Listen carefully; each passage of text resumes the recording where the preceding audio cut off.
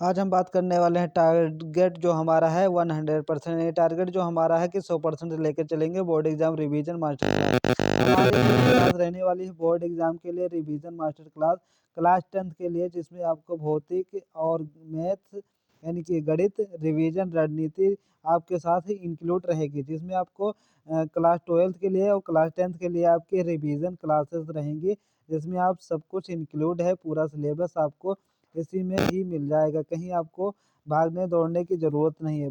मेरा नाम पुष्पराज सिंह और मेरा YouTube channel Pushpraj study zone channel को आप फॉलो कर लीजिए। यहाँ पर बहुत ही अच्छी वीडियो आपको एग्जाम के रिलेटेड आपको मिलती रहेंगी। ठीक है, चलिए हम अपना पॉइंट है, टॉपिक हम इसको याद देखते हैं क्या है। नोट्स बनाने की कला और सही रणनीति के बारे में हम देखेंगे कि आपको जो कि पढ़ने के समय आपको क्या करना है, या लेट कर या बैठ कर आपको अच्छे से जो कि लिखना है, जो कि आपको सोते हुए नहीं लिखना। तो गलत तरीका आपको सिर्फ पढ़ना है, जो कि यह आपका गलत तरीका, जो कि आप इमेज में देख सकते हैं कि यह तरीका आपके लिए गलत है। आपके लिए सही तरीका क्या है वह मैं आपको बताता हूँ। सही तरीका है जो पढ़ते समय जो आपको लिखना है, यह आपको दिख रहा है इमेज में, आप देख सकते हैं अच्छे से। तो नोट्स बनाने की कला और सही रणनीति मैं आपको बताऊंगा इसी वीडियो में, आप बने रहिए। ठीक है, पढ़ते समय ही आपको क्या करना है, लिखें। पढ़ते समय ही आप लिखेंगे तो अच्छे से आपको टॉपिक याद रहेगा और अच्छे से आप उसका सिनॉप्सिस और चार्ट बना सकते हैं। नोट्स चैप्टर पढ़ने के बाद नहीं बल्कि पढ़ते समय ही बनाएं। क्या बनाना है, आपको पढ़ते समय ही बनाना है। उसके बाद में फ्लो चार्ट का जादू कैसे होता है आप देख लीजिए।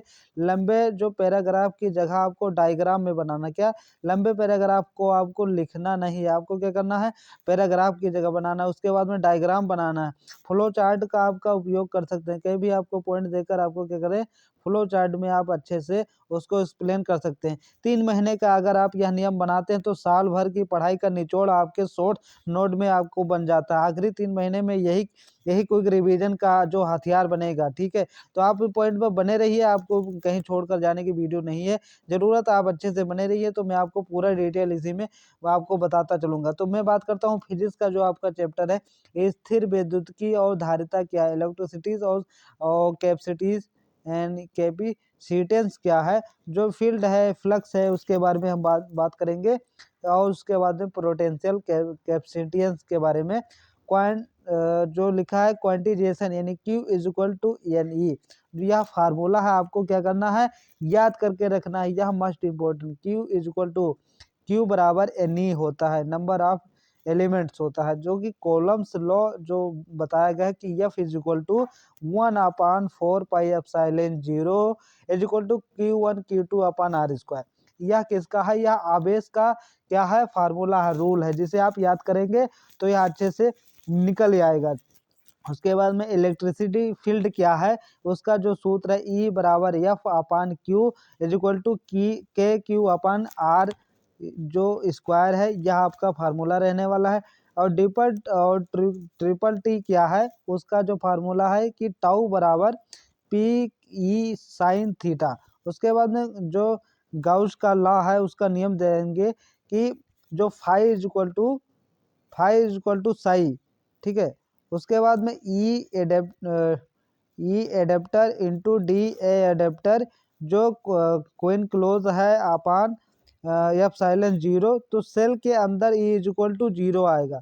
तो आप इस फार्मूला के जगह पर आप यह जो चित्रों में वर्णन कर रहा है यानी दिख रहा है, जिसे आप अच्छे तरीके से विजुअलाइज करके आप देख सकते हैं, इससे आपका क्वेश्चन अच्छे से लग जाएगा। तो अभी यह फील्ड एरिया मैं आपको बता चुका हूँ। उसके बाद में हम देखते हैं दूसरा कि इसका हम Q अपान Q माइनस के तरीका से कैसे लगा सकते हैं। तो पोटेंशियल जो डिफरेंस है VB minus VA is equal to WAV upon Q, इससे आप फार्मूला लग सकता है। और कैपेसिटेंस कैसे निकालते हैं, तो C is equal to Q upon V से आप निकाल सकते हैं। Parallel plate C is equal to epsilon 0 A upon D, इससे आपका यानी कि जो बैलेंस है A प्लेट और B प्लेट के बीच में, वह डिस्टेंस निकालने के लिए होता है। तो डायरेक्ट्रिक्स के साथ C इज इक्वल टू इसका प्रयोग आप कर सकते हैं, यह आपके लिए फार्मूला है, आप इसे लर्न कर लें अच्छे से। क्या कर लें, लर्न कर लें, आपको बहुत ही बेनिफिट देगा। अगला हम बात करने वाले हैं जो है, अगला टॉपिक है जो विद्युत धारा यानी करंट इलेक्ट्रिसिटी क्या है, उसके बारे में हम बात करेंगे। जो हमारा जो चैट शीट है वह दूसरा है। इसका जो फ्लो कैसे होता है, फ्लो के आप इसे जो बेलनाकार आप देख सकते हैं, इसका क्या निकालना है, जो इसका वृद्ध है, वृद्ध उसको निकालना है। Drift to current I is equal to NEAVD। इससे आप क्या निकाल सकते हैं, रेसिडेंस यानी जो इसका प्रतिरोध है, प्रतिरोध निकालने के लिए आप इसका प्रयोग कर सकते हैं। उसके बाद में यह फार्मूला दिए रखा है कि सर्किट लॉ क्या होता है, सर्किट लॉ को आप अच्छे से निकाल सकते हैं। उसके बाद में जो यह प्रतिरोध दे रखा R1 R2 R3 R4, इससे आप क्या निकाल सकते हैं, प्रतिरोध निकाल सकते हैं। जी आपका जो दिया है यह गुरुत्वाकर्षण है, यानी कि जी है आपका, जी आप इससे निकाल सकते हैं इससे। उसके बाद में वोल्ट आपको देखना है, तो जो आपका इंस्ट्रूमेंट है वेस्टर्न ब्रिज, इसको निकालेंगे R1 R2 is equal to R3 upon R4। Temperature को जो आपका कॉफ है इसको निकालेंगे RT is equal to R0 1 plus ये ट्रिंगल टी से आप इससे का फार्मूला आप अच्छे से निकाल सकते हैं। अगला हम देखने वाले हैं कि गतिमान आवेश और चुंबक मूविंग चार्ज मैग्नेटिज्म क्या है। यह है फोर्स एंड मोशन का, जिसे आप फेलविंग के राइट हैंड से आप अच्छे से जान सकते हैं। इसका है F equal to QE plus QV into B. इससे आप निकाल सकते हैं, यह फार्मूला आप देख सकते हैं जो है cyclone radius R equal to MB upon QB। Source instrument जो है आपका, यह आप इससे निकाल सकते हैं इन तीनों पॉइंट से आप अच्छे से। अगला पॉइंट हम देखने वाले हैं, जो हमारा पॉइंट रहने वाला है फिजिक्स में, विद्युत चुंबकीय प्रेरण और प्रत्यावर्ती धारा EMI एंड AC। AC का प्रयोग, EMI का प्रयोग हम कैसे करेंगे, उसका जो प्रतिरोध है उससे निकालेंगे, ठीक है। तो यह हमारा इसका जो फार्मूला EMI इलेक्ट्रोमैग्नेटिक इंडक्शन, इससे आप फार्मूलों से आप निकाल सकते हैं। इन फार्मूलों को आप लर्न कर लीजिए अच्छे से, जिससे आपके लिए बेनिफिट होगा। उसके बाद में आप इसका वोल्टेज एक्रोस निकालने के लिए AC का जो सर्किट है उससे आप याद करके अच्छे से इसका वोल्ट AC निकाल सकते हैं।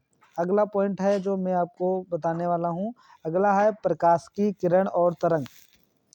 जो रे हैं यानी जो किरणें हैं उनके बारे में आप बात करेंगे।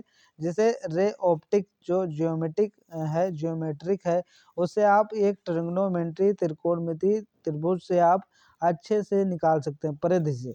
तो जो वेब ऑप्शन है, वेब मतलब होता है जो तरंग है, तरंग से आप कैसे निकाल सकते हैं।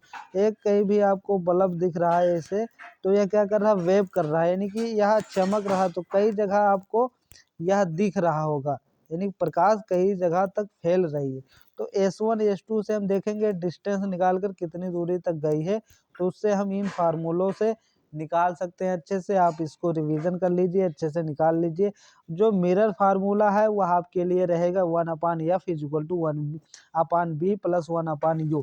इससे आप क्या निकाल सकते हैं, मिरर फार्मूला निकाल सकते हैं, उसका व्युत्क्रम निकाल सकते हैं। उसके बाद में लेंस फार्मूला है 1/F is equal to 1V minus 1U। इससे आप निकाल सकते हैं लेंस का फार्मूला। अगला हम देखने वाले हैं, जो हमारा पॉइंट होने वाला है कि आधुनिक भौतिक मॉडर्न फिजिक्स क्या है। मॉडर्न फिजिक्स यह है कि जो डबल नेचर से कार्य करता है, वह आपका जो प्लस आइकन आपको दिख रहा है, या आपके इलेक्ट्रॉन होते हैं हर एक संख्याओं में क्या करते रहते हैं, आइटम जो है घूमते रहते हैं, हर एक परमाणु आपका इलेक्ट्रॉन के साथ परिक्रमण करता रहता है। तो एटम्स क्या है, न्यूक्लियस क्या है, उनके बारे में आप फार्मूला दिया है, जिसे आप अच्छे से याद करें और अच्छे से उसका आप एग्जाम्पल के तौर पर आप उसे प्रयोग करें। तो पृष्ठीय क्षेत्रफल क्या है, रटना नहीं है, आपको सिर्फ समझना है। सरफेस एरिया क्या है, डोंट मेमोराइज टू विजुलेशन, क्या करना है, आपको सिर्फ समझना है। गोल्डन रूल जो आपके लिए रहने वाला है कि सरफेस एरिया क्या है, हम पेंट कहाँ कर सकते हैं, यानी जो हम पेंट है यह जो, ठीक है, उसका सरफेस एरिया क्या है, उसे व्हेन कैन वी पेंट।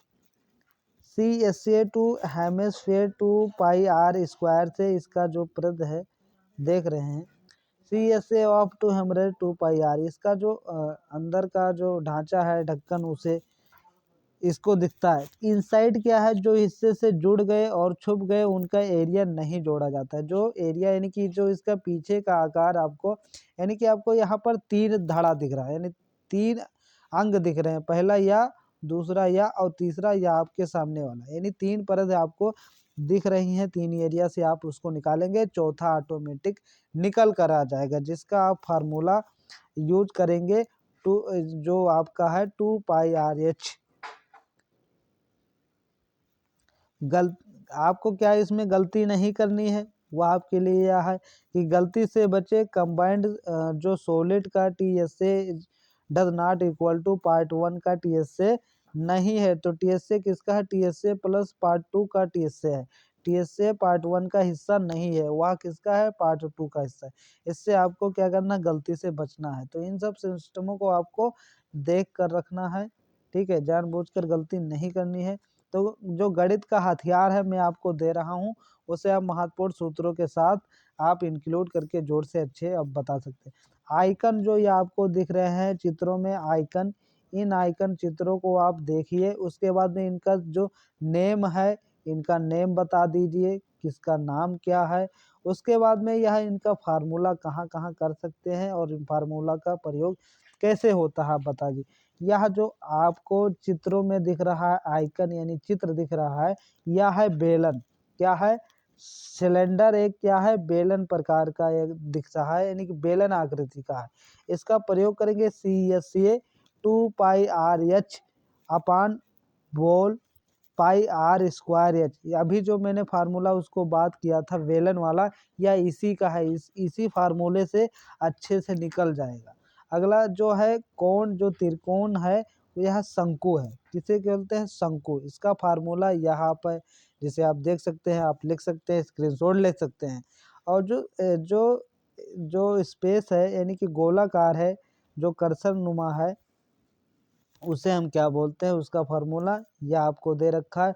उसके बाद में यह चित्र जो आपको दिख रहा है यह अर्धगोला है, यानी कि आधे गोले की संख्या दिख रही है।